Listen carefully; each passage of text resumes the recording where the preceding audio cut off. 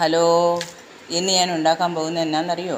ഉണക്കച്ചെമ്മീൻ നമുക്കൊന്ന് വറുത്തെടുക്കാം. അതിന് ഉപ്പും മഞ്ഞളും മുളക് പൊടി കുറച്ച് കരിവേപ്പിലയും കൂടി ഇട്ടിട്ട് ഒന്ന് കൂട്ടിത്തിരുമ്മി വയ്ക്കുക. നല്ലോണം വൃത്തിയായി കഴുകി അതിൻ്റെ തല കിള്ളിക്കളഞ്ഞിട്ടാണ് കേട്ടോ ചെയ്യണത്. എന്നിട്ട് നമുക്ക് ചെറിയ തീയിൽ ആ വെളിച്ചെണ്ണ ഒഴിച്ചിട്ട്, അത് പാനിൽ വെളിച്ചെണ്ണ ഒഴിച്ചിട്ട് ചെറിയ തീയിൽ അടുപ്പത്തേക്ക് വെച്ചാൽ അതവിടെ കിടന്ന് നന്നായിട്ട് മൊരിഞ്ഞ് വരും. ഇടയ്ക്കൊന്ന് ഇളക്കി കൊടുത്താൽ മാത്രം മതി. ഇത് എണ്ണ കൂടുതലാണെന്ന് നിങ്ങൾക്ക് തോന്നും. കുറച്ച് നേരം കഴിയുമ്പോൾ ഇതിൻ്റെ എണ്ണയൊക്കെ വറ്റാൻ തുടങ്ങും കേട്ടോ. ഇത് ചക്കക്കുരുവാണേ.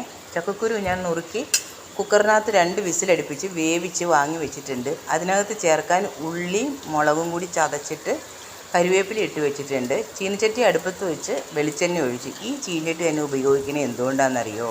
കനം തീരെ കുറവാണ്. എനിക്കിപ്പം വെയിറ്റ് പൊക്കാൻ വയ്യ, കുനിയാനും പറ്റില്ല. അതുകൊണ്ട് ഈ പാത്രങ്ങളൊക്കെ തന്നെ ഉപയോഗിക്കുന്നതായിരിക്കും ബെറ്റർ.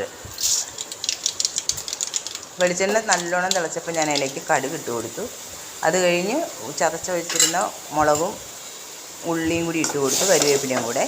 ഇനി അതൊന്ന് നന്നായിട്ട് വഴന്ന് വരട്ടെ. നല്ലോണം വഴരണം കേട്ടോ. കാരണം ഞാൻ ചെറിയുള്ളി അല്ല എടുത്തേക്കണം, സവാള എടുത്തേക്കണം. ചെറിയുള്ളി നുറുക്കിയെടുക്കാൻ എന്നെക്കൊണ്ട് ഒരുപാട് നേരം ഇരുന്ന് ഇതൊക്കെ ചെയ്യാൻ പറ്റില്ല. ഇപ്പോൾ 15 മിനിറ്റ് കൂടുതൽ എനിക്ക് ഇരിക്കാൻ പാടില്ല, ഒരു 5 മിനിറ്റ് കൂടുതൽ നിൽക്കാൻ വയ്യ, അങ്ങനെയൊക്കെയാണ്.